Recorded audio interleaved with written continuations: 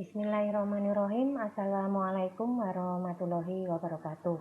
Bertemu lagi dengan saya pada mata kuliah pengantar bahasa query untuk kelas SKS 191. Pada malam hari ini kita bertemu pada hari Kamis tanggal 6 Agustus 2020 dan kita masuk untuk kelas SKS 191 ini pada pertemuan yang keempat. Pada pertemuan yang keempat ini saya akan memberikan materi yang sudah mulai mengarah ke beberapa perintah query ataupun SQL yang nanti akan kita pergunakan untuk praktikum. Baiklah, mungkin mereview sedikit dari pertemuan sebelumnya. Jadi pada pertemuan sebelumnya untuk kelas SKS 191 kita sudah membahas tentang normalisasi ya, dan kemarin sudah ada tugas. Dari tugas yang dikumpulkan kita bisa melihat bahwa hampir 90% mahasiswa sudah paham tentang bagaimana menyederhanakan sebuah database menjadi tabel-tabel yang bisa kita pergunakan untuk membuat program nantinya. Baiklah, untuk malam hari ini kita akan mengangkat tema atau materi tentang DBMS dan SQL. Oke, akan saya mulai. Jadi di sini DBMS itu singkatan dari Database Management System. Ya, jadi bagaimana kita memanage atau bagaimana kita mengatur sebuah database melalui sebuah sistem-sistem pengolahan secara database tentunya. Nah, di sini sistem perangkat lunak atau software yang memfasilitasi untuk membuat, merawat, dan menggunakan database elektronik itu juga disebut dengan DBMS. Jadi ada software yang nanti bisa kita pergunakan untuk mengolah database yang kita punya ya di situ, ataupun memaintenance, merawat ya, itu juga disebut dengan DBMS di sini. Nah, di sini ada beberapa istilah seperti defining ya, constructing, dan manipulating. Jadi di sini ada apa saja yang akan dikerjakan atau dibuat oleh DBMS tadi. Jadi defining ini menentukan tipe spesifik ya daripada database yang kita punya, termasuk organisasinya. Jadi ada strukturnya. Kalau kita membuka sebuah tabel sebagai contoh, itu kan ada nama tabelnya, kemudian nama field-fieldnya, mungkin ada nama, ada alamat, ada telepon, ada email. Nah, kemudian nama itu strukturnya apa atau tipenya apa? Misalkan karakter atau teks ya, misalkan, atau var misalkan. Nah, kemudian size-nya berapa? Nah, kemudian description-nya apa? Nah, ini termasuk dalam organization strukturnya. Nah, kemudian constructing, loading the data. Ya, kemudian yang satunya lagi manipulating, query the data. Nah, untuk manipulating ini peran query itu sangat besar. Jadi di sini nanti bagaimana kita bisa menambah sebuah database, bisa mengolah sebuah database, bisa melakukan edit, menghapus, dan lain sebagainya. Nah, kemudian untuk database language sendiri merupakan perantara bagi user untuk berinteraksi dengan database yang tersimpan pada data store. Nah, ini adalah contoh-contoh database language yang bisa dipakai, yaitu ada SQL, ada DBase, ada QL, dan lain-lain. Nah, untuk database language sendiri itu terdiri dari dua bentuk. Yang pertama yaitu DDL, yang kedua DML. Ini masih ada kaitan dengan pengertian yang ada di depan ini tadi ya. Nah, untuk yang DDL singkatan dari Data Definition Language. Sedangkan DML singkatan dari Data Manipulation Language. Untuk DDL sendiri ini adalah bahasa untuk mendeskripsikan data. Ya, sedangkan DML bahasa yang digunakan untuk melakukan manipulasi dan pengambilan data pada suatu database. Nah, DML ini contohnya ada proses insert, ada proses delete, ada update, searching, dan loading. Jadi ada 5 hal yang umumnya dipergunakan di dalam DML. Saya ulangi sekali lagi, database language, contohnya yang biasa dipakai ada SQL, DB, SQL, Oracle, MySQL, dan sebagainya ya. Kemudian dibagi ada 2 bentuk, yaitu DDL dan DML. Untuk DDL sendiri merupakan Data Definition Language, bahasa untuk mendeskripsikan data, atau yang dikenal dengan Data Dictionary atau DD. Ya, sedangkan DML ini bahasa yang digunakan untuk melakukan manipulasi dan pengambilan data pada suatu database. Nah, biasanya kita paling sering menggunakan bentuk yang kedua, yaitu DML, di mana nanti kita belajar beberapa perintah-perintah SQL atau query yang dipergunakan untuk melakukan manipulasi dan pengambilan data pada sebuah database. Nah, berikutnya kita masuk ke pembahasan tentang query. Query adalah ekspresi bahasa yang menggambarkan data yang akan didapatkan kembali dari sebuah database. Ya, jadi query ini bisa saya sebut perintah seperti itu. Misalkan saja perintahnya ingin menampilkan data, ya kita menggunakan perintah select. Ya, berarti di sini kita bisa menampilkan data yang didapatkan kembali dari sebuah database. Misal saya ingin menyisipkan sebuah data, saya bisa pergunakan perintah insert. Seperti itu. Misalkan saya ingin menggunakan perintah untuk update data, saya gunakan perintah update. Seperti itu ya. Nah, kemudian untuk SQL itu singkatan dari Structure Query Language. Ini dibacanya SQL ya. Ini bacanya SQL ya di sini ya.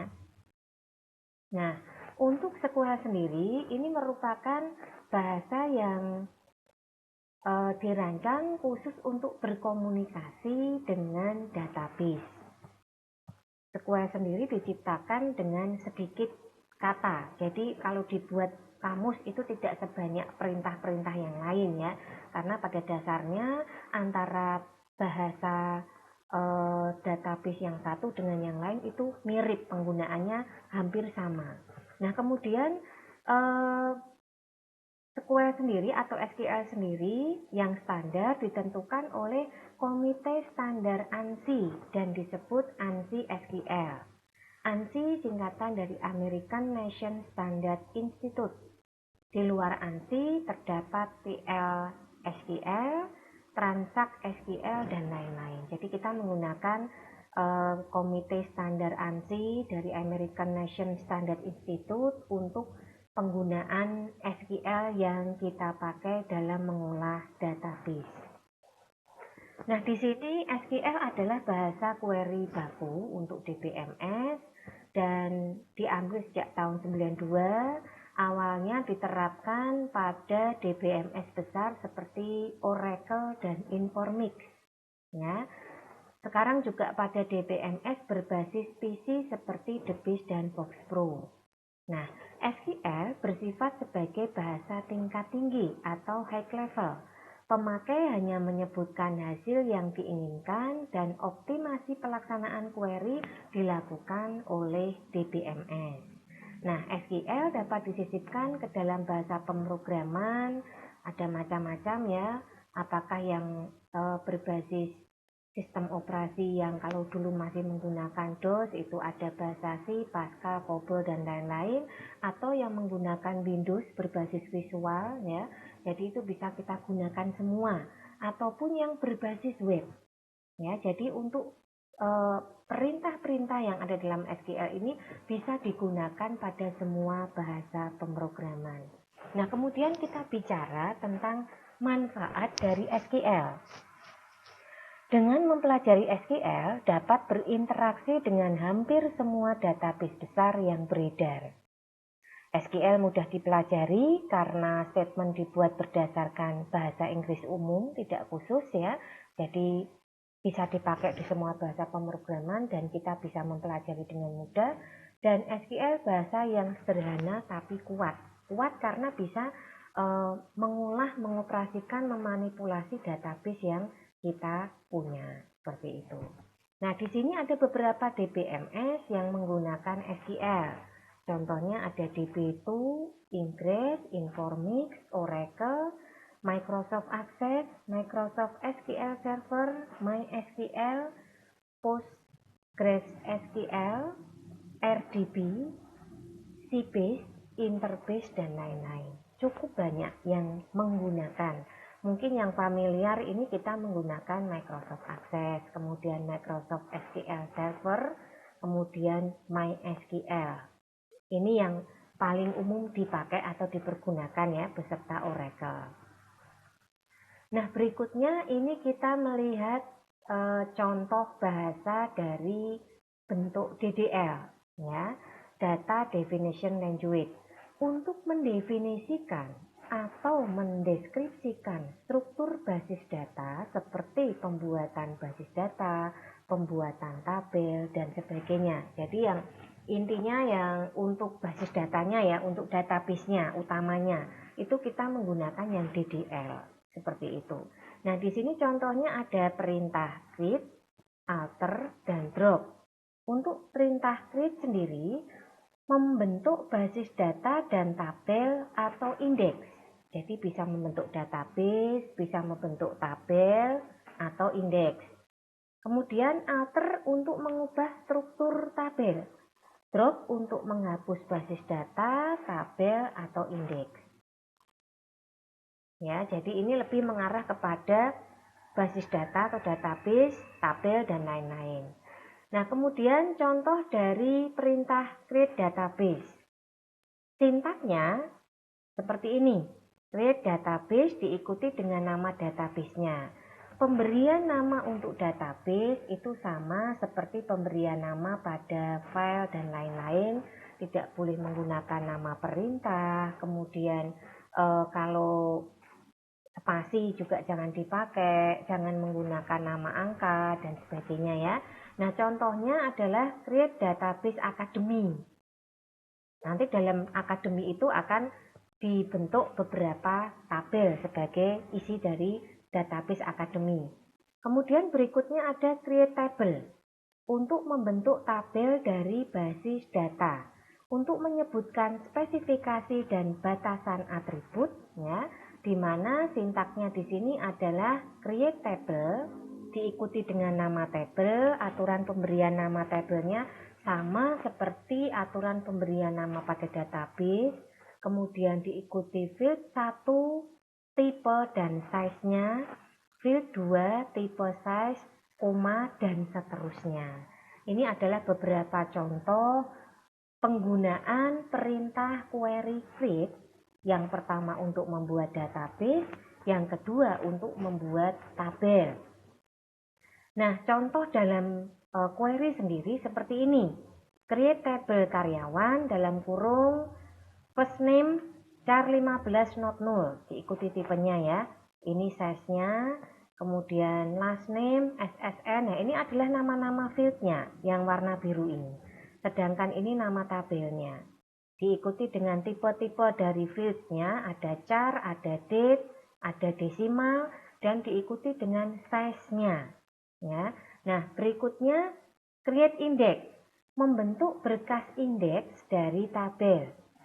Indeks sendiri dipergunakan untuk mempercepat proses pencarian pada saat Anda melakukan searching. Nah, di sini sintaknya create unique index diikuti nama indeks on nama tabel dalam kurung kolom 1, kolom 2, dan seterusnya. Contoh create index karyawan on karyawan dalam kurung SSN. Ya, jadi ini fungsinya untuk mempercepat proses pencarian. Kita menggunakan perintah create index. Perintah berikutnya adalah alter. Alter di sini dicontohkan misalkan saja alter table untuk mengubah struktur tabel. Karena tabel yang punya struktur ya. Struktur itu seperti apa yang seperti saya jelaskan tadi, ada nama fieldnya, kemudian ada tipenya, ada size-nya, ada description, itu adalah struktur. Nah, di sini yang pertama kalau menambah struktur. Menambah struktur itu menggunakan perintah dengan sintaks alter tabel diikuti nama tabel, kemudian add. Diikuti field yang ingin ditambahkan, tipe dan size-nya. Contoh, misalkan ingin menambahkan kolom ya atau field job pada tabel karyawan dengan tipe karakter selebar 12. Nah, caranya alter tabel karyawan add job char dalam kurung 12. Saya ulangi, misalkan ingin menambahkan field atau kolom job pada tabel karyawan dengan tipe karakter selebar 12, maka menuliskan perintah query-nya adalah alter diikuti tabel namanya yaitu karyawan add job char dalam kurung 12. Berikutnya menghapus kolom. Nah, di sini kalau untuk menghapus menggunakan perintah drop. Contohnya langsung saja ini ya, alter tabel karyawan drop kolom job. Nah, mungkin yang perlu saya tekankan di sini jangan sampai terjadi salah pengetikan perintah karena bisa saja itu tidak diterima atau dianggap error. Jadi kalau ingin menambah pakai add, kalau ingin menghapus menggunakan perintah drop. Nah, untuk drop sendiri ini sebetulnya ada 3 juga. Jadi ada drop database, ada drop table, dan ada drop index. Ya. Untuk yang drop database ya berarti fungsinya untuk menghapus database. Contohnya drop database akademi. Ya, sudah berarti nanti database akademi akan terhapus. Misalkan database akademi isinya ada 3 atau 4 tabel, ya berarti ikut terhapus seperti itu. Kemudian drop tabel. Kalau tabel berarti yang dihapus hanya tabelnya saja. Sebagai contoh, drop tabel karyawan. Berarti ini hanya tabel karyawan saja yang dihapus. Berikutnya drop index. Contohnya drop index karyawan IDX. Nah, ini menghapus berkas indeks. Oke, itu tadi penjelasan dari materi DBMS atau query yang dipergunakan sebagai bahan untuk praktikum. Rencana untuk praktek nanti baru saya mulai minggu depan. Jadi kita pelan-pelan dulu, yang penting Anda paham database itu seperti apa, kemudian isinya apa saja, kemudian apa yang bisa kita lakukan dari sebuah database, misalkan bisa dinormalisasikan, bisa disederhanakan, itu akan memudahkan kita dalam mengolah data ke depannya ya.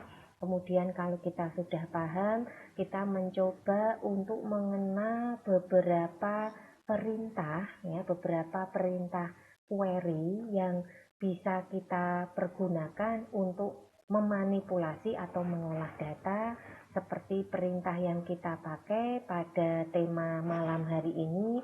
Itu ada perintah untuk membuat database, tabel ataupun indeks menggunakan perintah create. Kemudian ada perintah drop ya tadi, itu untuk menghapus di sini. Kemudian ada juga perintah alter, itu untuk mengubah struktur tabel ya. Jadi kita ingin menambahkan itu menggunakan add, kalau ingin menghapus menggunakan drop, seperti itu. Nah, ini ada beberapa perintah utama yang bisa kita kenal pada malam hari ini, intinya 3, yaitu create, alter, dan drop. Create itu untuk membuat, alter itu untuk mengubah struktur, dan drop untuk menghapus. tinggal nanti penggunaannya di mana. Kalau misalkan penggunaannya di database, ya berarti yang dilakukan terhadap database tersebut. Dan kita tahu bahwa di dalam database itu bisa memiliki beberapa tabel. Nah, misalkan ketiga perintah DDL ini seperti create, alter, drop itu terjadi pada tabel, maka tabel itulah yang hanya tabel itu saja yang nanti akan mengalami perubahan seperti itu ya. Nah, ini yang bisa kita bahas pada pertemuan kali ini. Jadi intinya Anda mengenal 3 perintah utama dulu, ada create, ada alter, ada drop dengan berbagai macam fungsinya masing-masing. Nah, yang utama di sini perhatikan sintaks sekali lagi, jangan pernah membuat sintaks sendiri. Hati-hati ketika menuliskan perintahnya dalam bahasa Inggris, jangan sampai keliru. Toh penggunaan bahasa query ini kita menggunakan bahasa Inggris umum, jadi tidak terlalu sulit ya. Nah, berikutnya seperti biasa pada akhir pertemuan itu selalu ada kuis di sini. Untuk kuis pada malam hari ini saya memberikan 3 pertanyaan kepada Anda yang mengikuti perkuliahan saya pada malam hari ini. Jika tadi Anda memperhatikan dari awal sampai akhir, yang pertama, sebutkan 2 bentuk database language. Saya ulangi, sebutkan 2 bentuk database language. Kemudian yang kedua, ada berapa jenis drop? Dan sebutkan. Jadi Anda bisa berikan contohnya ya penggunaan drop ini di mana saja ya.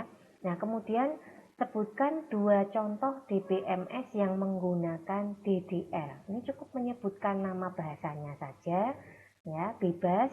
Saya hanya minta 2, tidak banyak-banyak. Nah, tolong perhatikan pertanyaan dari kuis ketika menjawab, dan seperti biasa jawaban kuis nanti bisa diletakkan pada kolom komentar YouTube channel seperti biasa. Kira-kira itu yang bisa saya sampaikan pada malam hari ini. Jadi untuk kuisnya ada 3 pertanyaan, silahkan nanti dijawab pada kolom komentar YouTube channel. Dan jangan lupa untuk login, untuk absen sisi akad ya. Jangan lupa, jangan sampai Anda tidak melakukan absen tapi bisa menjawab kuis. Jadi kalau kemarin saya lihat masih ada beberapa anak yang belum absen, mohon mulai malam ini itu Anda bisa melakukan absen dengan masuk ke siakat ya. Baiklah, itu yang bisa saya sampaikan untuk pertemuan pada malam hari ini. Anda sudah memiliki 3 perintah query yang bisa diingat, termasuk penggunaannya apakah untuk database, untuk tabel ataupun untuk indeks ya. Sekali lagi selamat berlatih dan tetap semangat. Kita bertemu lagi pada pertemuan berikutnya. Mohon maaf jika dalam penyampaian ada hal yang kurang berkenan. Wassalamualaikum warahmatullahi wabarakatuh.